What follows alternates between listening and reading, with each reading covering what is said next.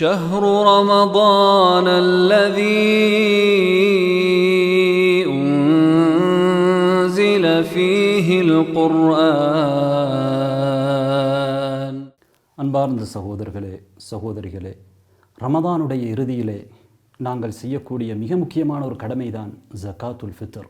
ஜக்காத்துல் ஃபித்ர் ஒவ்வொருவர் மீதும் கட்டாய கடமை.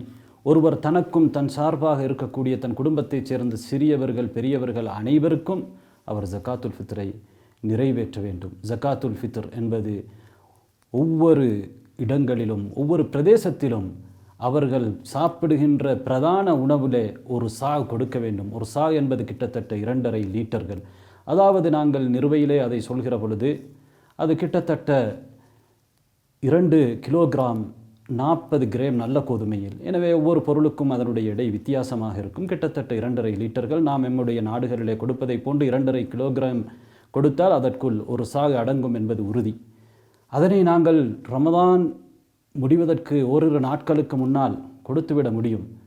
ஆனால் பெருநாள் தொழுகைக்கு முன்னால் நாங்கள் அதை நிறைவேற்றிவிட வேண்டும். அது மிக முக்கியம். அது மிக முக்கியமான ஒரு கடமை. ஏன் தெரியுமா அது எங்களுக்கு கடமையாக்கப்பட்டிருக்கிறது? ரமதானுடைய காலத்திலே நாங்கள் விட்ட தவறுகளுக்கு அது பரிகாரமாக இருக்கிறது. அது மட்டுமல்ல, அது ஏழைகளுக்கு உணவாக இருக்கிறது. எனவே நாங்கள் ஏழைகளுடைய கையிலே அதனை உணவாக சேர்க்க வேண்டும்.